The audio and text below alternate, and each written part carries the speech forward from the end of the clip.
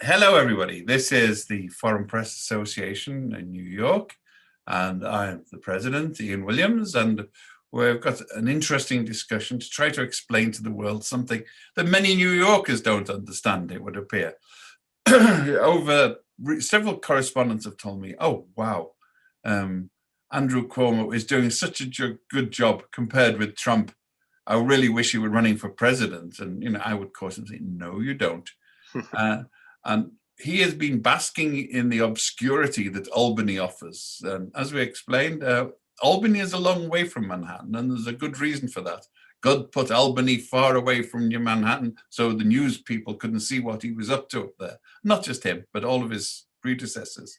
And it's often the case in other states in this great union of ours that the state capitals are far, far away.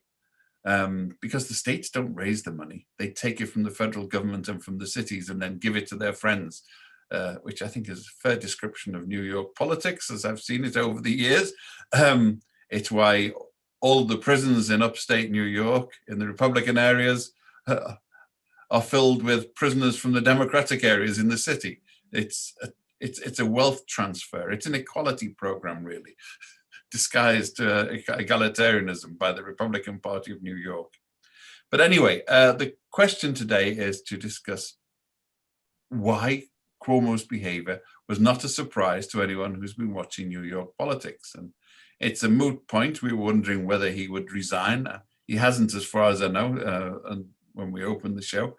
So we've got several people who are experts on this. And our friend, we have Jeff Gold and Erica Vladimer. But Jeff in particular, we'll start off with him because Jeff is a veteran New York politician. He has been consultant to many elected officials. A lot more have tried to get him to consult for them, but he had an excess of conscience and refused them. I know, or maybe they didn't pay you enough, Jeff. I'm not sure how messy you are. It's up to you to answer that one. So what Jeff is going to ask is, can you explain why it is that Andrew Cuomo is not the knight in shining armor that recent media reports were presenting him to be before the harassment allegations came about? Well, yes. And as the world knows, New York City and New York State was hit very hard in the beginning of the coronavirus crisis, exacerbated by our mad, and I'll just say it, fascist, misogynist, racist, incompetent, venal President Donald Trump. It's long been known, and I'm hitched to somebody who ran the Society for Risk Analysis in this region. And Laurie Garrett, the premier pandemic journalist in the United States, have been predicting these pandemics for years. It's not a surprise. So we should have been better prepared in New York. I myself was a volunteer in pandemic preparation conferences. I just helped facilitate the press at Rockefeller University, a biomedical university right here on Manhattan Island.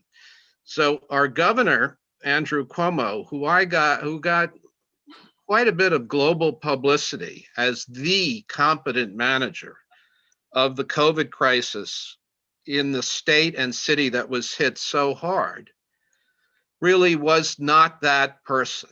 He got so much credit because Trump was so out of control, cutting off the scientists that have worked for decades and decades at the National Institutes of Health, the federal government's agencies, pushing people on the podium who were scientifically qualified aside. So when Andrew Cuomo, our governor, now coming to he's at the 3.5-year point of a 4-year term, of a 12 years in office as governor, after 4 years as attorney general, after a stint as a cabinet secretary at the Housing and Urban Development Department for President Bill Clinton. He can put a sentence together. He appears to be competent and collected. He is not suggesting that we drink bleach as a solution when we unfortunately get COVID.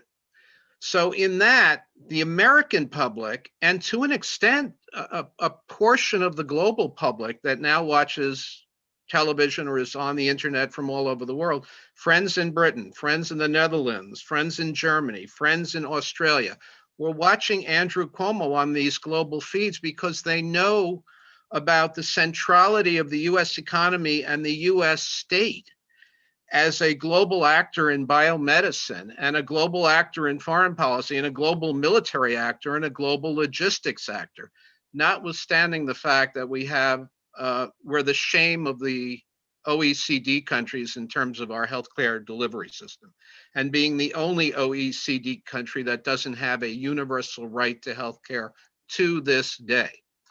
So Cuomo steps in, appears rational, does daily briefings, and gets a lot of credit.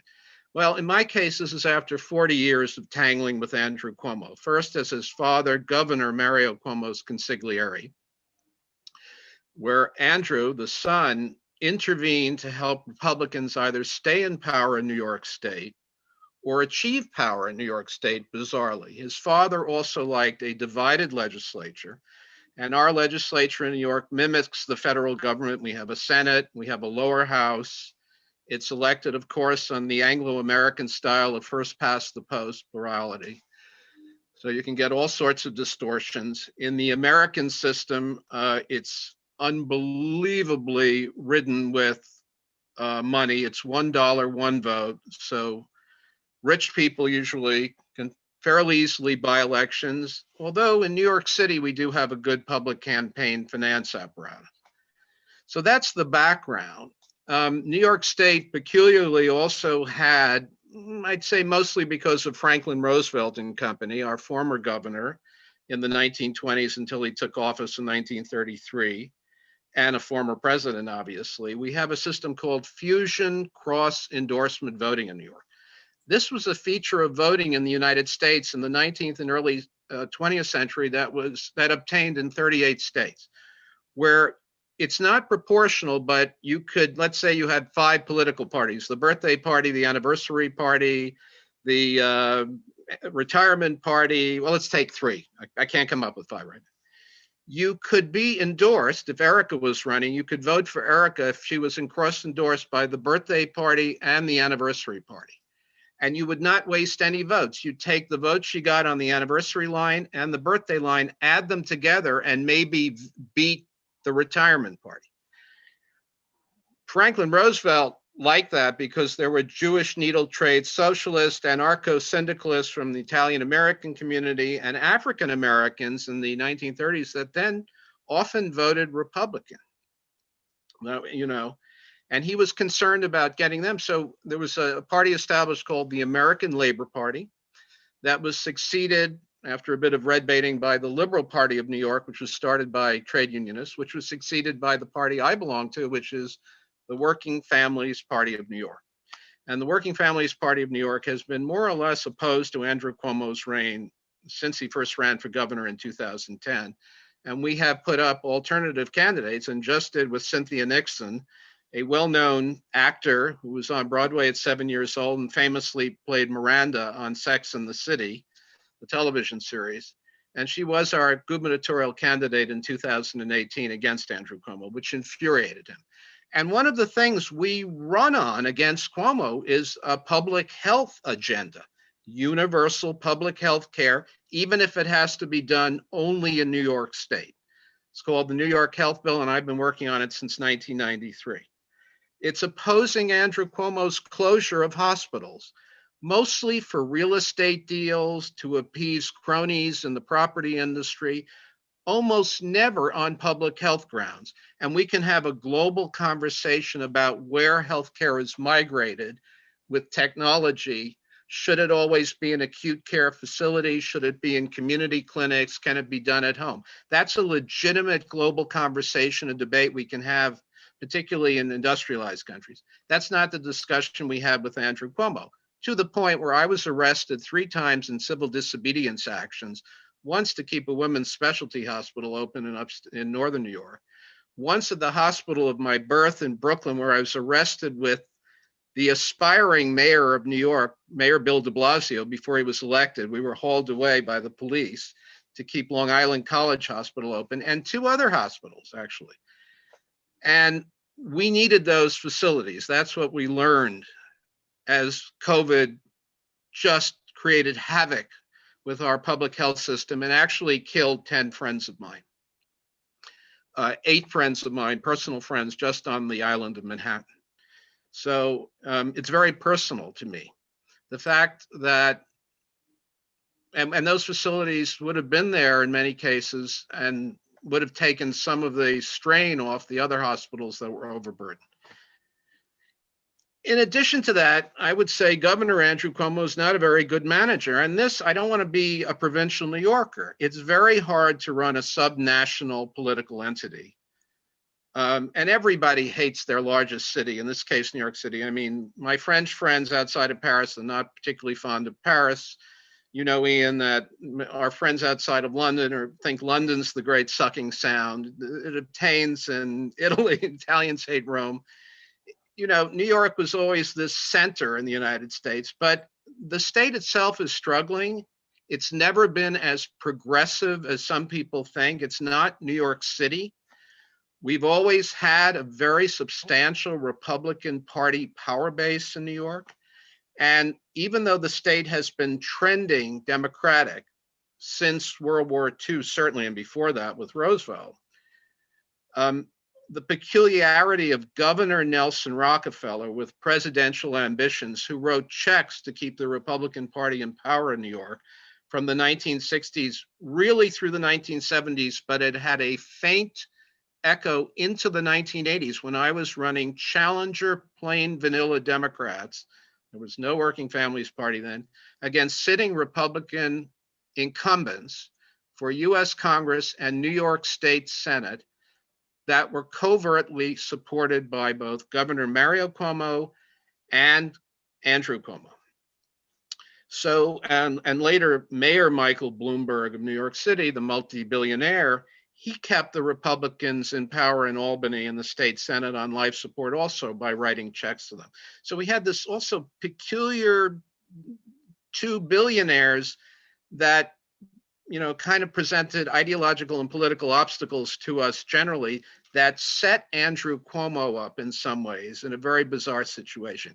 I think New York would have trended more like Massachusetts or other states, or even Illinois, and certainly California.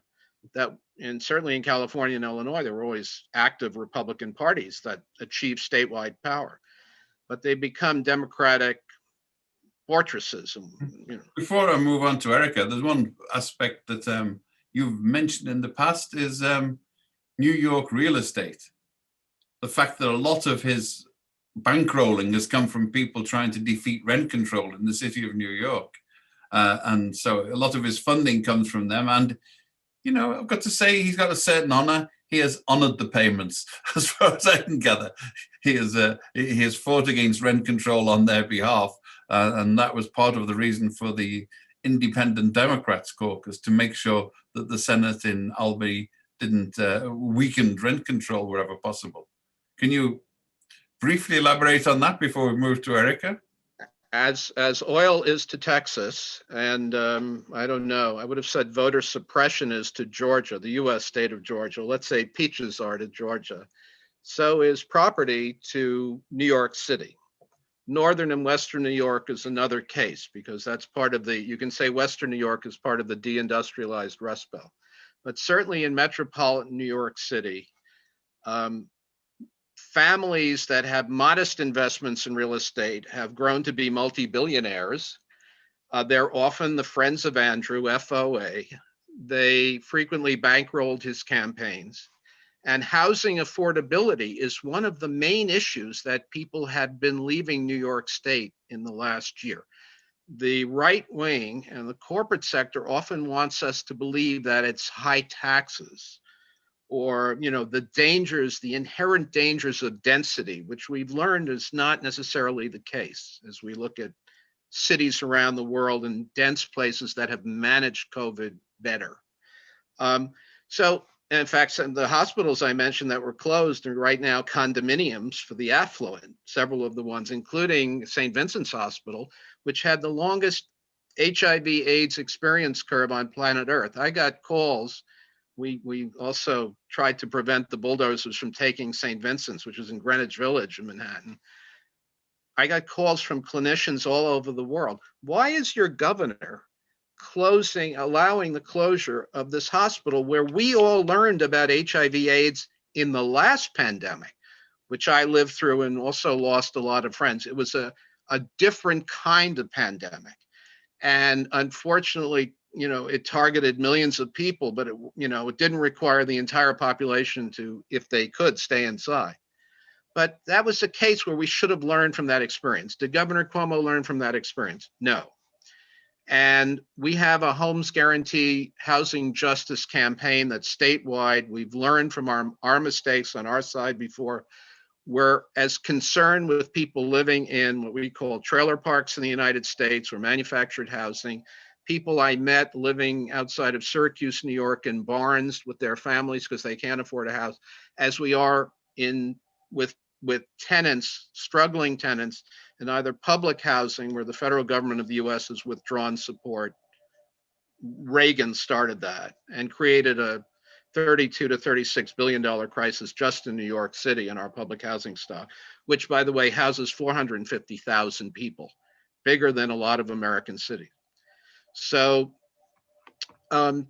yeah, it's property, it's Wall Street, it's the fire industries, finance, insurance, and real estate. And it's, I would say, Governor Cuomo's lack of imagination. He's not a very good manager. When you think about how to sustainably redevelop or develop jobs in a polity like New York or its ilk, which are in northern climates where New York City alone has 25% of all the union density in the United States. Corporations go for cheap labor, not just overseas, but to other parts of the United States.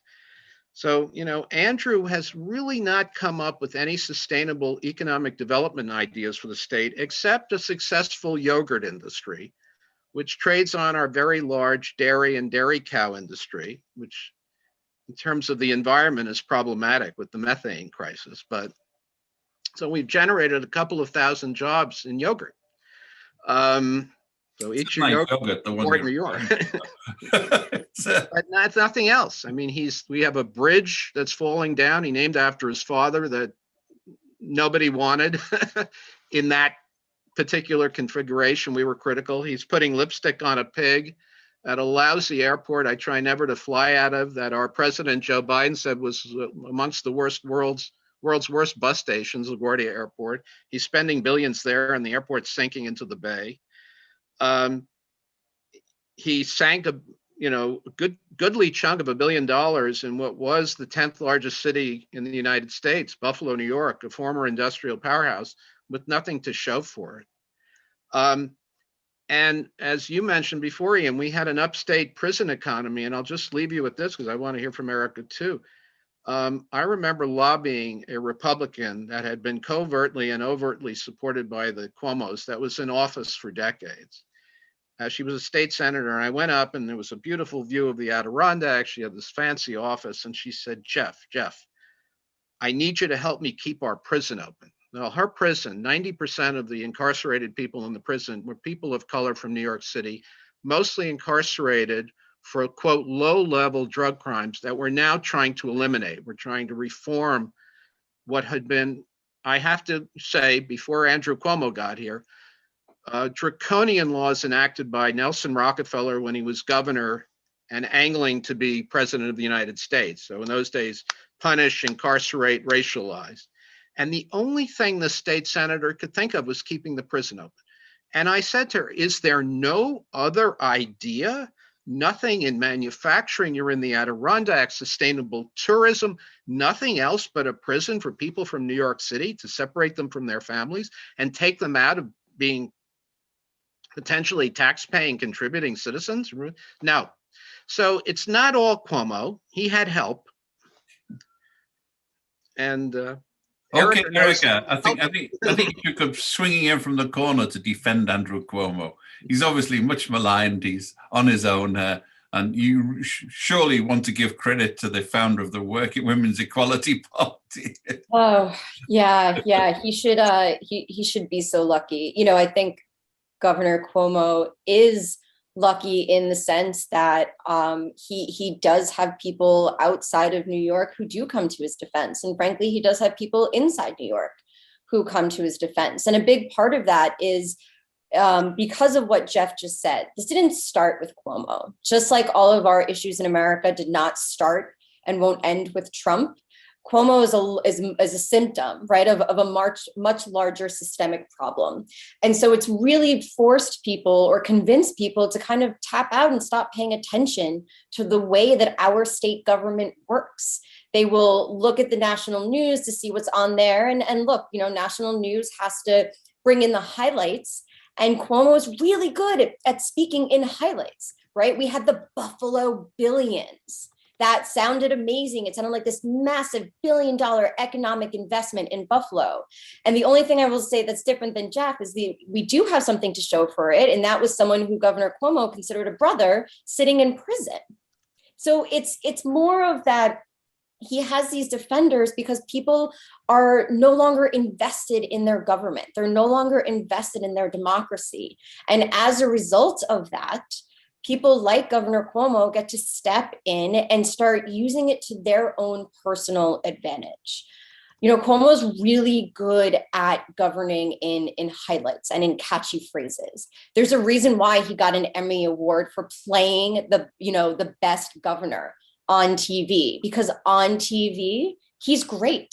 Who wants to watch, former President Trump when you can watch Governor Cuomo? The bar was low before, and it got even lower with Trump. So all we needed to comfort ourselves as Americans was someone to compare to Trump, someone who is better. And unfortunately, New York is more popular in its being known and in the world and just in its name than Washington State, where Governor Jay Inslee was actually doing a much better job at protecting his constituency from COVID than Governor Cuomo. But the news, us as news consumers, we like what I call the sexy issues. We like to see the political drama. So we don't want to know about the governor who's actually protecting his people. We want to know about the governor who is crapping all over the mayor of the biggest city in our country. We want to know about that political drama, the political infighting, and how it plays out, and how they're taking small jabs at each other or even big jabs about each other on TV. And Cuomo was really good at that because machismo is what really drives him. And that's where a lot of his abuse of power comes from. How is he going to center himself?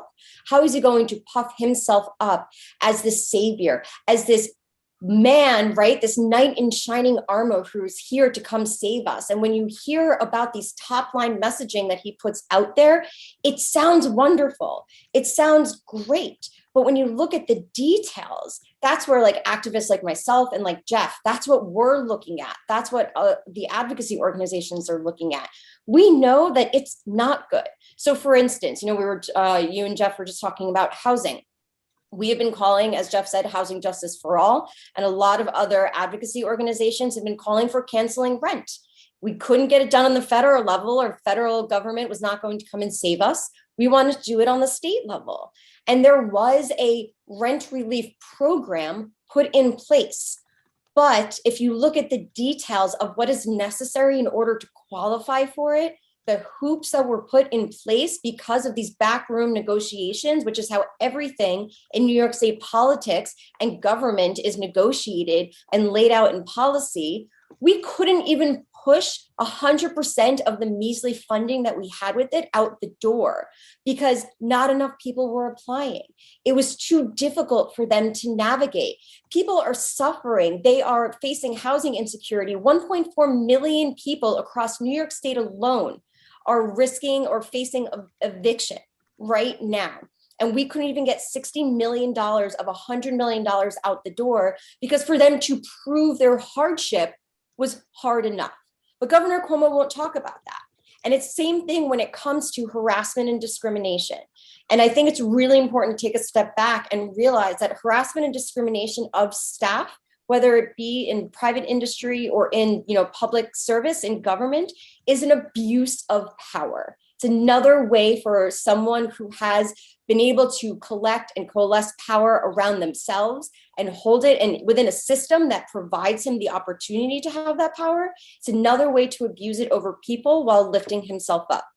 In 2018, when the Me Too, started to go viral on social media, we knew, all of us activists and advocates knew that Governor Cuomo was going to come out as like the leader on this, because Governor Cuomo is the leader of everything.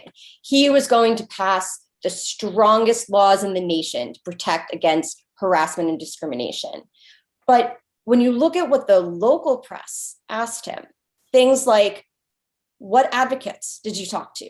What survivors were actually at the table? Well, it turns out that maybe there was one organization that was at that table, but there was no survivor at the table. And if you asked us to the table so we can give input, what he would have heard is what he didn't want to hear, which was that his bills, his proposals never would have protected so many of us in our own traumatic experiences. And so they were basically nothing but surface level bills that he could pass and hang a mission accomplished banner on.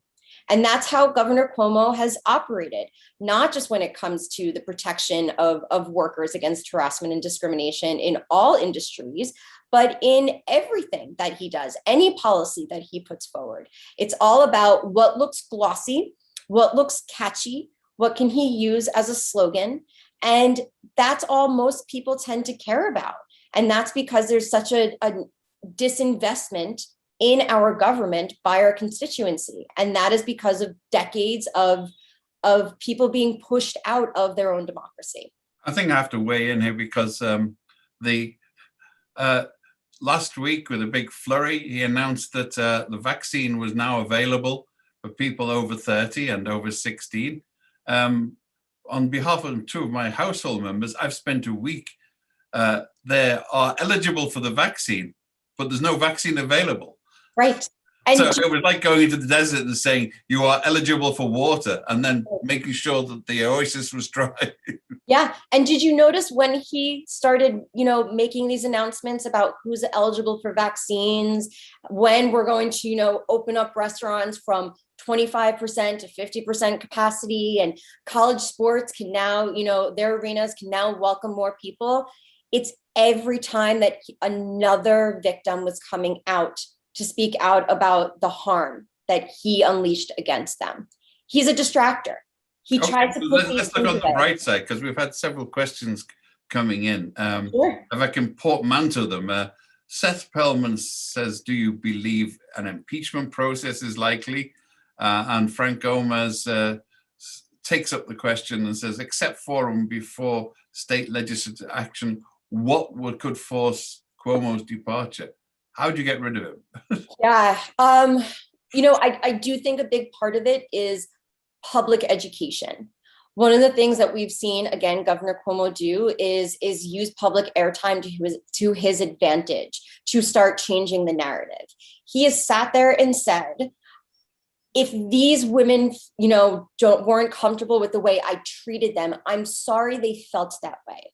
I never, inappropriately touched anyone. What he refuses to say is that none of that matters. He broke the law. He broke the state law. Sexual harassment does not have to be physical. It has nothing to do with how somebody felt. It has to do with the perpetrator's actions, and they can be verbal. He has broken the law, period. And so we need to start educating the public a little bit more about that, regardless of how they feel societally and culturally about sexual harassment. Our most powerful elected official in New York State broke the law. And so I think once we start educating the public a little bit more about that, that might really start moving the needle before the state legislature actually does something to get him out of office. I think another way that also brings in the public education is that we can then start putting pressure on our assembly to throw away this sham impeachment investigation that they have going on and start actually moving forward with the impeachment process itself. I think if Governor Cuomo finally finds out that there are enough legislators who would vote to impeach him, he will resign. He will not want to have an impeachment on his head. He would rather be able to use resignation as something to put himself forward and prop himself up. He'll talk about cancel culture, which basically doesn't exist. It just means we're actually holding people accountable for their actions. But he will, I do believe that he would resign. When it comes to how likely we are to have an impeachment process, I know myself, the other members and co-founders of the group Workers Collective that I co-founded, the Sexual Harassment Working Group, are going to be incredibly loud about this and talking about the fact that we do need the impeachment process to start. But at the same time, I don't even think it needs to happen around the sexual harassment allegations.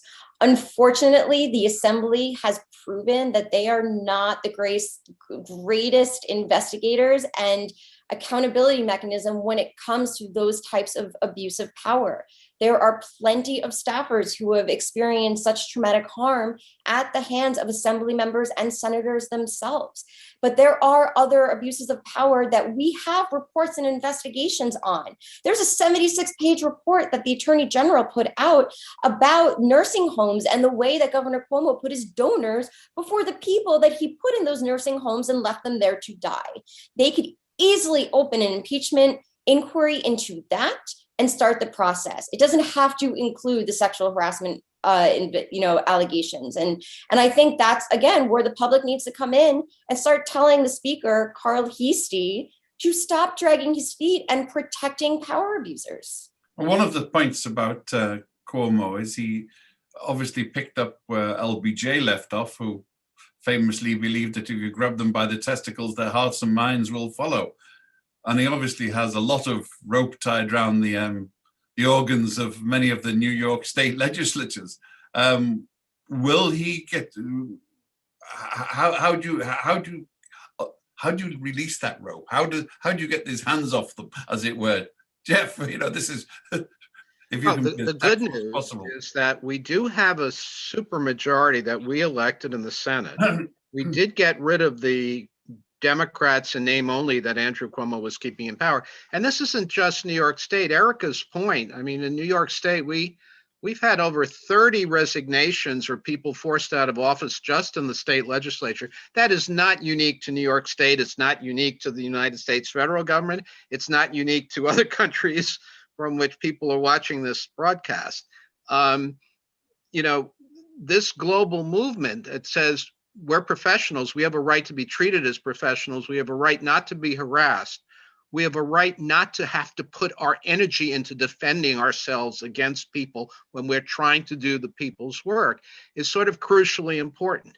In this particular instance, I'm hoping that some of the newly elected people we've sent to Albany to do the right thing and are acting and have asked for his resignation or actively asked for his impeachment, have done what Erica suggested and also said the existing investigatory mechanisms are inadequate, that they go full speed ahead. But here I'm kind of feeling a little bit, it's the Trump analogy again. Trump held on to power because he knew he was in for a couple of $100 million that he owed because he was a grifter and scam artist. I'm not saying Andrew Cuomo is exactly Donald Trump, but he too has kind of interest, unfortunately, in clinging to power to the last minute. What happens when he leaves?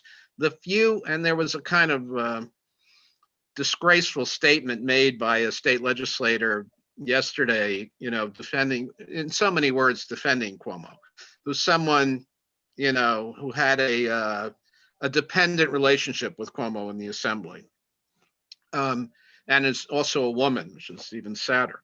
But my sense, without being able to predict the future, I'd go to the track and bet on the horses, is that he'll cling to power, and as Erica said, he's going to be hard to dislodge. The good news is I don't think there's any discussion of Andrew Cuomo as our next president or a future president after Biden. Well, that's good. But for all the wrong reasons, over literally the bodies of victims, right? So, and by the way, we You haven't. really think so? I mean, Arlene Schutz says, do you think you'll try to run for another term as governor? And looking at Trump's record behind, do you really think that Cuomo's behavior so far will preclude him putting in a presidential bid? I think because of what Erica said, the bloom is off the rose. I'll give you an example. This is not just Andrew Cuomo as an accused serial abuser. This is about personal protective equipment, PPEs. As the chairperson in my other life of a universal healthcare advocacy organization, a nonpartisan nonprofit. And we're talking about these sorts of things this week as we discuss infrastructure in various countries, but certainly in the United States Congress. There was only one remaining manufacturer of masks in the United States. It's incredible. Everything, as you know, was sourced in China or somewhere else. So Trump, and in every other country, was put into a fratricidal competition for life-saving basics that we used to make. Britain used to make it for the British market, Germany made it for the German market, Australia, and we had manufacturing facilities in this region. I tried to get the State Economic Development Corporation, a sort of quango, ultimately run by Andrew Cuomo, to do a deal with this business that was willing to set up, and still is, a manufacturing operation in New York. I get nothing out of this. I just had friends who were dying. I had friends who were doctors who had COVID. I lost, as I said, my 8 personal friends. This was very personal to me. And I didn't want to die myself. They couldn't, even when it was served up to him, he couldn't make it happen. I'm still working on it to this day. It's a company based in Miami. It's along the lines of not even seeing what's in front of you. What are New York's assets? Down here, it's a great ice-free port. We do have a biotech sector, even though it's too commercialized. Upstate, we have a beautiful state. Like, what can we do there? How can we sustainably take Buffalo with all these empty United Auto Workers plants and all these empty textile plants in other parts of the state? Amsterdam, New York, which had a novelty manufacturing. What can we do with it? Instead of spending energy on oppressing women and playing Democrats off against each other, he could have done something constructive. He's not the only governor. See what the governor of Florida has been doing in the last year. It's even worse there. And I'm not even saying that New York State's, the sausage we make in the New York State legislature at the end of the day, with all the tortured past that might or might not get us to a good legislative outcome, is appreciably worse than that in Ohio or Texas or some other states. But we need to get back to being an innovator in the world, as New York State has been in social policy in past years, certainly in the United States. And to Erica's point also, we need a much more transparent system. And we definitely need to elect, as we're all committed to doing, more women in office. We absolutely need to do that. We have a disproportionate number of white guys who look like me who are also lawyers. I have some of my best friends are white guys who look like me who are lawyers. But, we've tried to recruit, train, and field a more diverse candidate base. And we have a little inkling of how we can do that, even in the United States, where we have a federal Supreme Court decision that makes it possible for crazy rich reactionary proto-fascist families like the Koch brothers to fund elections and even get a hold on the Republican Party. And that's the public campaign finance system, with all its flaws, that we have in New York City, that allows friends of mine and friends of Erica's to get $8 for every dollar they raise within limits. It's a transparent system. You can look up my little $20 donation and see what I do for a living and what my interest is. Do I work with the city or state? That's one way of getting there also. And I will say one other thing. One of the things Andrew Cuomo may have cost us were federal seats in other states, not just New York State, by diverting energy. And this is a bit of a conceit. People in New York go to Pennsylvania and New England. I've exported myself to Florida at the request of people in those states who are trying to elect progressive Democrats. My friends in Illinois go to Wisconsin, Indiana, and other states. My friends in California go to Arizona and Nevada. We shouldn't have to, but what they decide, the senators they elect, the members of Congress they elect, directly affect my life, yours, Ian, and Erica's here in New York. So what Andrew Cuomo did by tying us down and constantly having to fight just to elect Democrats in New York State or prevent Republicans from being reelected, either for Congress or state Senate, and attacking the mayor of New York City, whatever you think of him, and treating New York City, which is an economic engine, as if it was a hostile, occupied fiefdom, which was another aspect of Andrew Cuomo's behavior. Not that the mayor of New York City and the governor of New York are ever great friends historically, but treating New York City as some sort of enemy-occupied territory is ridiculous. So we might have flipped a few more seats, say in Pennsylvania, where we need to take control of the state legislature.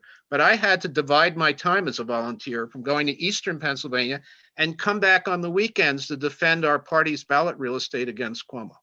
Even as he has time to, I'll say, I was a journalist once, I have to say, allegedly, let's say that, harass and victimize all these women, giving aid and comfort to all the legislators that I knew full well were doing this for decades before. And I know that because women have used me as a whistleblower, a confidential whistleblower.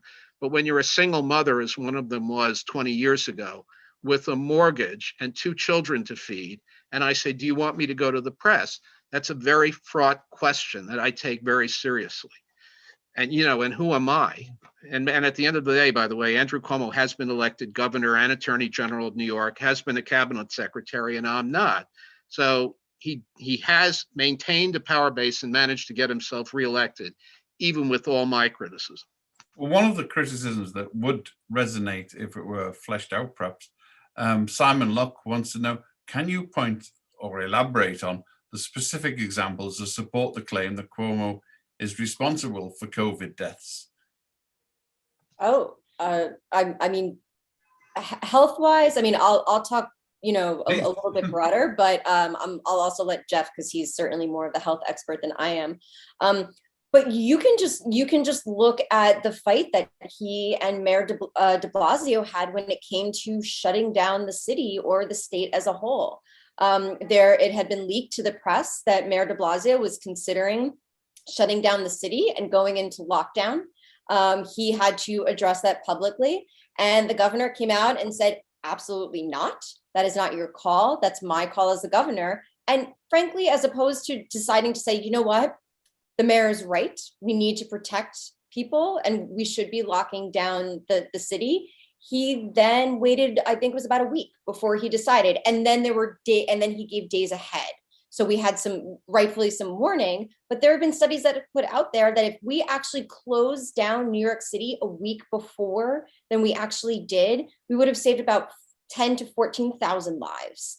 And all of that comes down to his prominence in the press. He wanted to be able to say, I did this. I was the one who made the decision to close down the city. It wasn't anyone else's that I jumped on board with, because I am America's governor and I'm going to make the right decisions. And by doing that, by putting himself and his popularity and his notoriety first ahead of real lives, he cost us tens of thousands of lives. But I want Jeff to talk a little bit more about, we were begging him, we have some access to some of his people. And I'll say on public health, I'll say one nice thing about Andrew Cuomo. He did work with us to set up what's called the New York State of Health, which was the Obamacare Affordable Care Act mechanism that does work very well in New York State. But as I said, we were fighting him on the closure of hospitals. We first passed a universal health insurance bill in New York State in 1993 in our lower house, the New York State Assembly. And he's been thoroughly hostile to extending health care in that way to everyone in New York, which is a difficult thing to do in one state, but New York State's population is larger than the Netherlands. It is doable. And we do have a bill called New York Health. Block that. I mentioned, close the hospitals. I would say the nursing home scandal in New York was just as outrageous as Erica just said it was. And then I also read Canada. Other countries did not know what to do with their elderly, but in this state, we had a warning. I started to get reports from nursing homes on Long Island, in New York City, in the lower Hudson Valley, that were not equipped to deal with this crisis, that are often staffed, even where I said New York City vicinity, the downstate New York has 25% of all the union density. We still have thousands upon thousands of caregivers working in care homes, as they call them overseas, or nursing facilities, who are incredibly underpaid.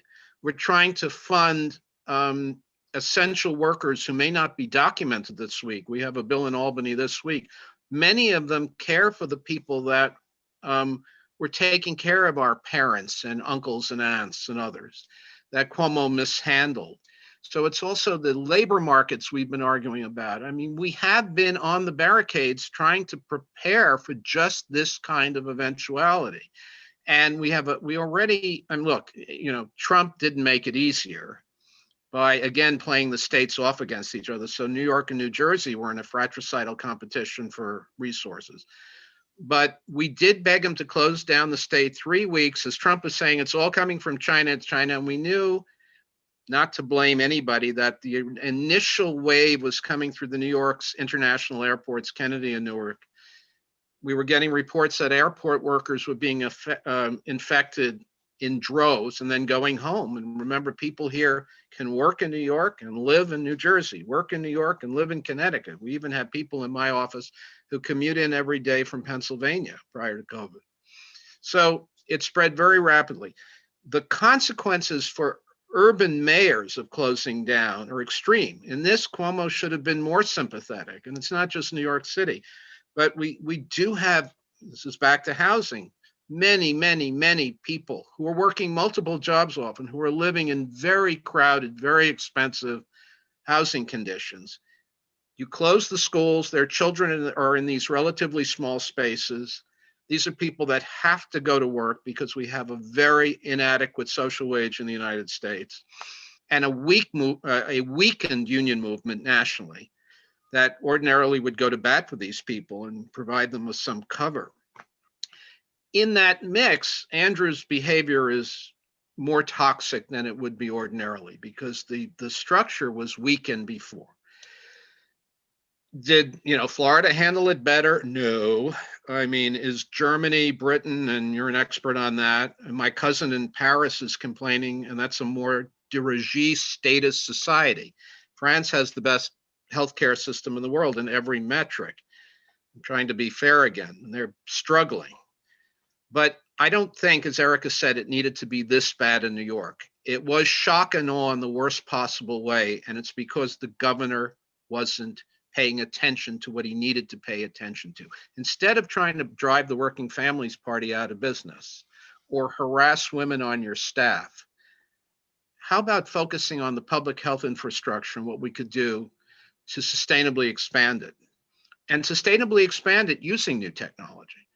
You don't hear much from him on that. And again, there's some good people in the New York State bureaucracy. I don't want to demonize everybody who works for the state. There's some really extraordinary people in the State Department of Health. There are extraordinary people in almost every agency that try and do the right thing. And you want to bring out the best in them. Andrew, also, we have to talk about taxes because we're certainly arguing that we need a more progressive tax structure in New York. And Andrew really doesn't want to see his rich friends taxed. And I even worked with a group called Patriotic Millionaires. I'm not one of them, but they were supporting us, including Abigail Disney, the heir to the Disney fortune, and other people, Morris Pearl, who kind of made their fortunes years ago. They said, we can afford to pay. Andrew gave a lot of tax breaks over the years to affluent people, a lot of tax breaks to the property industry, the notion that everybody's going to leave New York if we raise these taxes in almost infinitesimal ways for people that are really loaded, that really took money out of the system, is nonsense. And, it's also, what New York do you want? What is the vision? Michael Bloomberg, the former mayor, billionaire's vision of New York City was of a high-end product. It was a playground for the rich with a kind of Untermenschen, Fritz Lang metropolis-style service class, right? That was for metropolitan New York City. What is Andrew Cuomo's vision of New York State? Is it equitable? Is it sustainable? I wouldn't say so. And I just to, add on to that, Jeff had mentioned, and I know I talked before that about what we might consider the direct deaths of COVID and the role that Andrew Cuomo played in that. There are going to be thousands of people, if not hundreds of thousands of people, who are dying as a result of the pandemic that we will never know about. And that comes more from the systemic oppression that Governor Cuomo has allowed. Take the $15 minimum wage, for instance, right? Governor Cuomo loves to talk about the fact that he got that done, he enacted it. Well, it was phased in over a certain number of years, basically to the point where $15 is not enough for a minimum or, frankly, a living wage, which is what we need. And it also left out some of the workers who needed it the most, such as like in our restaurant industry. And so here are these people who still don't have the minimum wage in our hospitality and restaurant industry. Those are the ones that are significantly closed down almost for good. We're about to lose about 30% of our restaurants here in New York City alone. They don't have healthcare because they're working off of tips, and now they're facing eviction. And so as we start to get people vaccinated, yes, health-wise, we might come back and hopefully we'll be better than ever. But what about these people who weren't set up to be safe before the pandemic? And that's on Governor Cuomo's head too. One of the issues that you brought up earlier was the governor's attempts to redraw the electoral system. I mean, he's used the minority party system with the Labour, the Working Family, the Women's Equality Party. But his last move, as I remember, was to try to shift the margin of votes that a minority party has to get. Is it 15%? It used to be 15%, 50,000, wasn't it? Votes on the line. And then he raised it, but you managed to overcome that. Could you describe that process? So we had to do a few things. This is again under the heading of wasting our time when we should be doing constructive things. We had to follow Andrew Cuomo all over New York State to stop the hydraulic fracturing industry, having learned what that industry, fracking, did to Pennsylvania, where people have buffalo tanks of water outside their rural residences because they can't drink the groundwater anymore. He was supporting the fracking industry. In the case of the electoral system, to destroy the Working Families Party for having the temerity to put up opposition candidates, and before Cynthia Nixon, it was the law professor and good government reformer, Zephyr Teachout, a friend, a wonderful person. He needed to punish us. And so he raised the threshold to 130,000 votes. He would have raised it to 500,000 votes. This is to just get on the ballot. By the way, in this, and Erica was a leader of this also, to get on the ballot in New York State, we have 53% of all the election law in the United States. It's kind of crazy. It's a complicated system. It's accreted practices, and it should be easier. And we've been sort of slow to innovate in elections because it was the devil, for incumbents, keeps them in power, the system that existed. We want same-day voting. We want early registration. Certainly under COVID, we wanted mail-in ballots. And it was a struggle to get that by Andrew Cuomo. We want maximum participation, unlike what's going on in Georgia and Arizona and Texas, disgracefully with their Jim Crow, I'll say it, proto-fascist election repression laws. So Andrew he's tried everything to kill the Working Families Party. He has not succeeded. We actually got the largest vote we've ever gotten. We're now the third largest party after the Democrats, the Republicans. We're number 3 in New York State, but we had to work for that. What if we had been able to divert resources to electing more Democrats, say, from the state of Florida or, Texas, right? Or some of the places where House seats were really, or U.S. Senate seats were really close, instead of having to stay back in New York and just tend our backyard. So there's always a national, and because it's a national issue also, flowing from all the seemingly provincial electoral nonsense, there's also a global component for all the people watching you from overseas. If we can't get the U.S. right, look what Trump did to the State Department. Look what Trump did to the Paris Accords. Look what he did to give aid and comfort to Orban, Duterte, Putin, on and on. and actually we're worse off in terms of our manufacturing capacity for all Trump's blather. I'm not going to blame Cuomo for everything Trump did wrong, but by tying us down and making us less effective, even as Cuomo appeared to be an anti-Trump, it didn't advance us, it set us back. And I think now we'll be in the advance. Okay, we're going to give an opinion poll now because we're coming to the last 2 minutes. Erika, is he going to go or isn't he? Oh, he'll go. I'll make sure that I'm on the front line to make that happen. He's not going to go. We are going to get him out. That's what it'll be. He's going to be gone. Yes. If that's the right mode of the verb. Jeff? The people united. I agree with Erika. If enough of us work at it, he will not be able to claw and stay there, clawing his way into, to remain in the governor's mansion.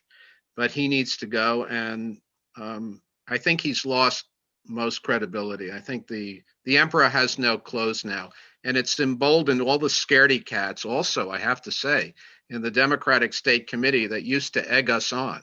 I'll leave you with this. About 25% of the Democratic State Committee, which was sort of under the thumb of Governor Cuomo, used to call me privately and say, go after him. I hate him. I hate him. He does this to me. Why don't you speak out? Why do we do your dirty work?